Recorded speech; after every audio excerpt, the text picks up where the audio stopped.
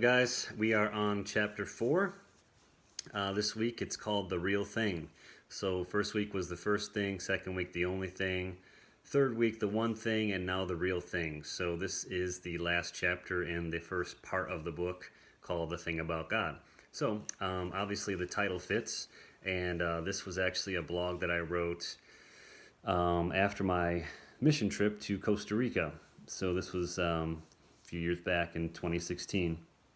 But a lot of this post is talking about evangelism and just how kind of the one thing affects the real thing and that dynamic that goes on there. But so I talked about, the song being in my head as I went to this mission trip in Costa Rica.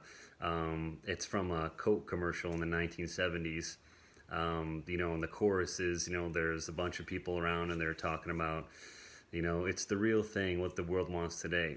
And it was a big campaign ad. It was actually, I saw that from one of my favorite TV shows, Mad Men. They had featured that. Obviously, I wouldn't have known about it otherwise. But anyways, this song was just in my head, and I was just thinking about how that relates to evangelism and the church in general and kind of the real thing. It's what the world wants today.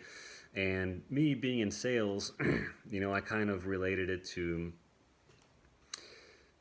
what they call supplier indifference. Okay, so the concept here is that Christianity isn't really separating itself for the most part from other religions in the world. And the reason I say that is because I think a lot of what people think about Christianity is that it's about being a good person. It's about following the 10 Commandments. It's about going to church. It's about being a good husband or wife and all these things and being a good person in the community. And again, that's all good stuff, and that's all stuff that can be and it should be a result of being a part of a church and being a Christian. But it's really not what it's about. I mean, it's really all about relationship with God, okay? And again, I kind of made the point that all the other religions in the world, they make it about karma and if you do the right things, you'll get the right things. And there's really no difference. People don't see a difference in Christianity when they really should. There's definitely a thing that's very different about Christianity than all the other religions. Obviously that being Jesus, okay? So I kind of went into that, but also the placebo analogy where it's if you've heard of that, it's like where a patient goes to a doctor and they get a shot that's not really full of any medicine, but they think it is, and it has an effect on them, a positive effect on them. Whereas, that's not maybe the best analogy with Christianity, but again, I just kind of drew the parallels where it's like people go to church and they feel that, okay, I went to church and I've got the shot, I've got this medicine that I'm supposed to be hearing, when in fact they haven't.